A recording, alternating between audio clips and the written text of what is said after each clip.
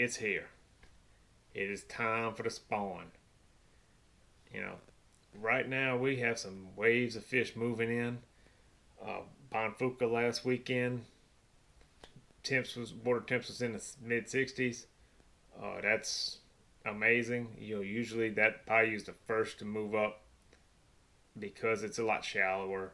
Bayou Lacombe is right behind it, and probably Bayou Cane too would be right there with it. And then you got your Functa and East Pearl, West Pearl. They're all a lot cooler because of deeper water. They have a lot more water flow. They usually have a lot darker or a lot more muddier water there. So last I looked at East Pearl, it was in the mid 50s, and that was the beginning of February. I'm not sure about your Functa right now, but fact is that Bayou Bonfuca is ready. Fish are moving in. Fish are still skittish right now. They're very skittish right now. So I'm gonna hopefully give y'all some tips and tricks to help y'all out. Got an assortment of lures to go over here and show you guys what to use and how to use it, and hopefully give y'all some good information. Okay, first, pre-spawn. The fish are going to start moving in from the main channels going into the little backwater bayous. What you want to look for right now, well, first of all, you need to know the bayous that really have good spawning potential, good spawning areas. That's the ones to focus on. That's where most of the fish are going to be going. Also, you need to pay attention to your water temps in each bayou. Last weekend, some of the bayous in Bonfuca had 62-degree water. Others right next to it had 65. So you have to pay attention. The 62-degree water, the fish are going to be further out, a little bit more into the pre-spawn. The 65-degree bayou, they're going to be further in there.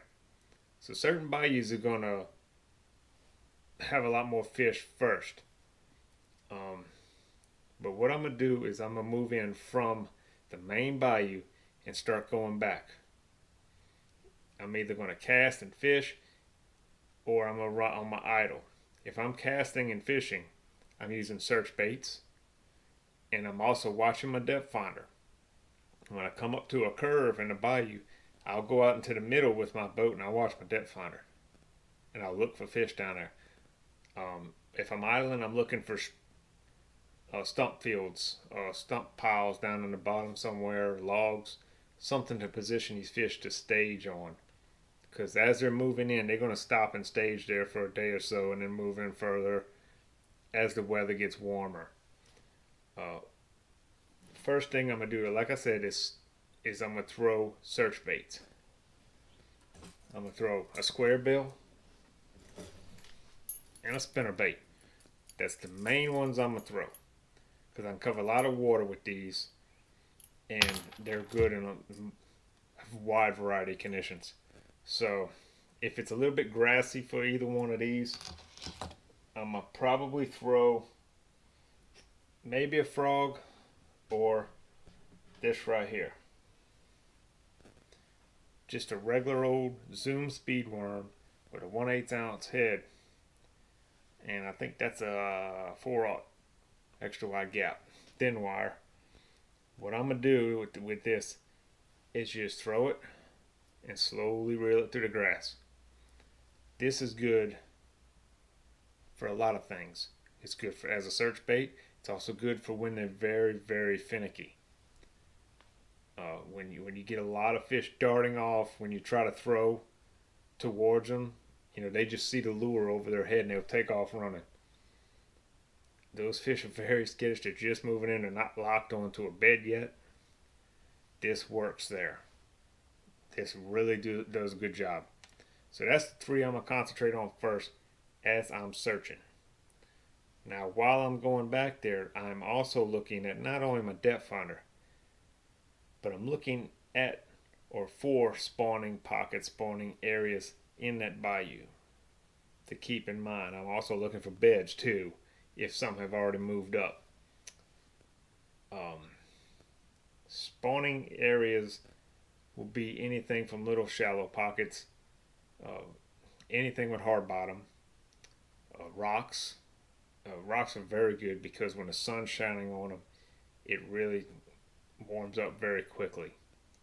So any of those areas, mats of grass, both underwater or submergent mats or floating mats, are very good areas, because what happens is when the sun's shining on them mats, it's warming the water up, and it also provides, and I know you've seen this before in the post spawn.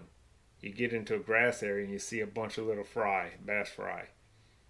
It provides excellent cover for the little fish, so that when they're born, they can hide off into the grass, and the male can protect them easier. So that's one of the main things. I love grass in a bayou when it comes to spawn. I'll find little pockets in it. That's where the beds are going to be. And it can also, another great point on that, is that grass hides me from that fish. They can't see me as well. So I'll flip past that pocket and slowly reel it back and just drop it in there and wait. And that's more towards the spawn. That's when they really have lockdown on the bed. It's towards the tail end of the pre-spawn too, when the males are trying to defend the bed. So that would be this lure right here, or a flipping craw. Peg to weight, and depending on how thick a grass you're fishing or how much wind you're fishing, depending on how much weight you're going to use. So that's a lot of the things I'm going to look for as the pre-spawn goes on. And I'm going to work my way further back into them bayous as it goes on. And all of this here will work during pre-spawn. You know, buzzbait's going to work. Frog will work here in Louisiana, seeing how it's 70-something degrees in February. Frog will work. Choke bug will definitely work. This right here is a jerk bait. This works in winter. Heck, it works winter and summer and fall. Does sometimes work during the pre-spawn when they're staging down deep. You can throw this out there over them, and you'll get them to hit. But a lot of times when they're staging down deep, you're going to need a deeper crankbait or a jig, and you're going to throw that jig out there and just drag it on the bottom, or pop it up and down. You got to find out what they want. But that's the two I would use when they're staging out deep in a hole in a corner somewhere. Then,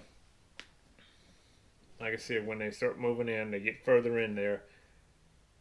Now I'm starting to really concentrate on looking for light spots for a bed. Thing to keep in mind though around here is you don't always see the beds, because these fish will spawn further up from the bank. They don't necessarily spawn right up at the waterline. They with the tide, the fluctuations in tides and stuff, sometimes they'll spawn out in 2 to 3 foot of water. So you got to keep that in mind. That's another reason why I like grass, because it shows me where the beds are, where it's a big old pocket. So you got to keep an eye out for any beds, any spawning flats or bays.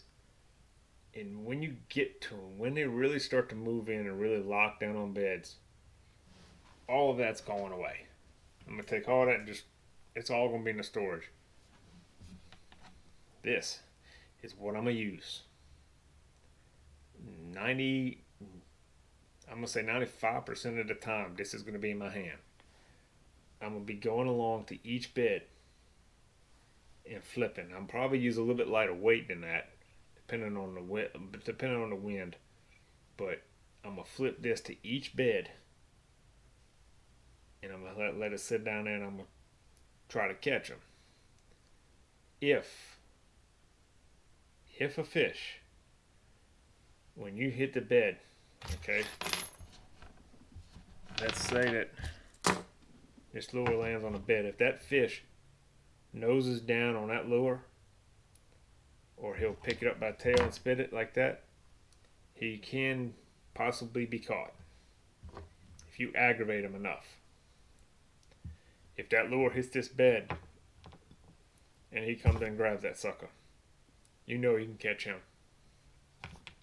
But if this lure comes down and lands and that fish darts off, whether it's the male or the female, then they're definitely not locked down. The female's more likely to do that. The male, not so much. They're generally going to be the ones who's going to attack it or move it because he wants to defend his bed. He wants to impress the girls. So, but if they shy away right away, I usually don't waste much time on them. I'll usually just go on to the next bed or to the next fish and try to catch them. Might come back to them later. Now, back on the subject of search baits. I know I'm backtracking a little bit here. I wanted to tell you this. I didn't think about telling you. Another reason for search baits, when I'm running through a bayou, an area, I'm kind of going fast as I'm looking. These will make the fish show themselves. You know, a fish is going to swirl at it or dart off or whatever from this lure. He's either going to hit it, short strike it, which you're going to get a lot of, that trailer hook. Always put a trailer hook on your spinner bait or buzz bait during the pre-spawn. You're going to get a lot of short strikes. But you're either going to get a strike at it, you get a swirl at it, or you get the fish to run off. Make a note of that, or a waypoint. That is a bed. That's where a fish is at. That's where the fish wants to be at most of the time. So, this is also going to allow the fish to show themselves, is what I always say. You know, a lot of times in practice, that's all I'm looking for, is fish to show themselves, to tell me where they're at. So that's another good reason for the search baits. And that's about it there for pre-spawn and spawn. I'm going to make another one here on post-spawn, which is another very exciting time of year because, yes, the fish are a little bit sluggish after the spawn, but here in Louisiana, we have a wide scale. I mean, it's not like up north where, you know, it's almost 90% of the fish in a lake are in pre-spawn, and then they're into the spawn, and then post-spawn within a couple weeks. Here in Louisiana, they start in February, and they don't end until April. I mean, they're constant. Heck, some of them start in January spawning. So they're constantly, for a long time here, they're drawn out here. And a good part about living in Louisiana in a warmer climate.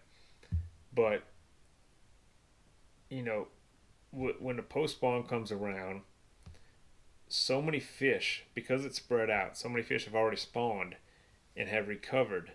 Now the shad spawn's going on, and that's getting very exciting. But I'll cover all that in another video. And I hope some of these tips help you guys out. And till next time, be careful out there and have fun.